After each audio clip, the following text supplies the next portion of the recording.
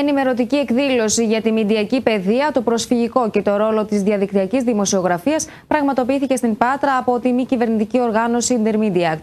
Ανάμεσα στους ομιλητές και ένας Αφγανός πρόσφυγας που έφυγε παράνομα από τη χώρα από το λιμάνι της Πάτρας, αναζητώντας μια καλύτερη ζωή.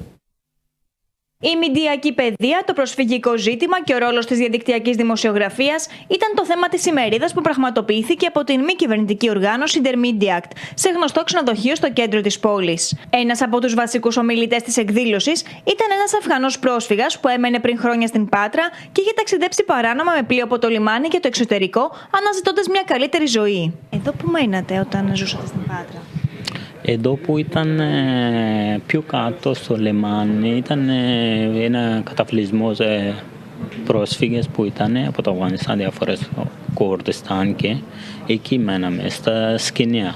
Πώς ήταν η ζωή εκεί? Δεν ήταν ούτε κατάλληλο χώρο για τους ανθρώπους που έζησε τότε. Ο κόσμος πώς σας αντιμετώπιζε? Ήταν πολύ δύσκολη περίοδο, δεν ξέραμε γλώσσα, εγώ δεν ξέρα και άλλοι επίσης. Υπήρχαν κόσμος που μας βρίζανε, μας πετάγανε σκουπίδια. Η ημερίδα έχει ως στόχο να εφαρμόσει την παροχή μηντιακής παιδείας σχετικά με τους τρόπους που παρουσιάζεται η μεταναστευτική κρίση στα μέσα ενημέρωσης και πώς αυτή γίνεται αντιληπτή από τους πολίτες της Ευρωπαϊκής Ένωσης. Στην αρχή η δομή φιλοξένησε 338 άτομα. Σήμερα που μιλάμε είμαστε 151 άτομα, εκ των οποίων τα 98 είναι παιδιά. Βέβαια, επειδή η δομή είναι ένα μόνιμο κέντρο φιλοξενίας, ίσως στο μέσο προσεχές διάστημα να φιλοξενήσουμε ακόμα μερικές οικογένειες, είτε από τα νησιά είτε από την Αθήνα. Η εκδήλωση έχει να κάνει με την εφαρμογή της μηντιακής παιδείας σε θέματα που εφάπτονται του προσφυγικού και του μεταναστευτικού.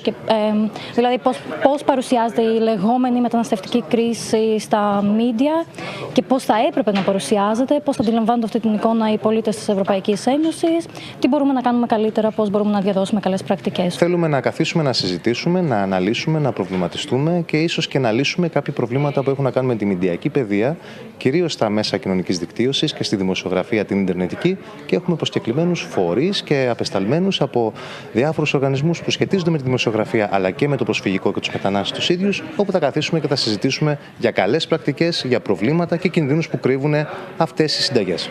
Ο κόσμος δεν είναι όσο θα έπρεπε ενημερωμένος, γιατί υπάρχουν και άλλες εξελίξεις πέρα του προσφυγικού, οικονομική κρίση κτλ., τα οποία είναι πιο σημαντικά, θεωρώ, για τους ανθρώπους οι οποίοι τα βιώνουν. Δηλαδή, ο μέσος Έλληνας πιστεύω ότι πιο πολύ τον νοιάζει αν θα έχει δουλειά αύριο και τι θα γίνει με την οικονομική κρίση, αν θα έχει σύνταξη κτλ., παρά αν ήρθαν και άλλο ένα μεταναστευτικό κύμα στην Ελλάδα ή στην Ευρωπαϊκή Ένωση. Παράλληλα, στόχος της εκδήλωσης είναι να φέρει σε επαφή τους οι δήμονες με το κοινό, ώστε να εξερευνήσουν πώς η διαδικτυακή δημοσιογραφία μπορεί να διαμορφώσει τον κοινωνικό λόγο σχετικά με το προσφυγικό ζήτημα και κατ' επέκταση πώς μπορούν οι διάφοροι φορείς να συνεργαστούν ώστε να αποδομήσουν τα αρνητικά στοιχεία από αυτόν.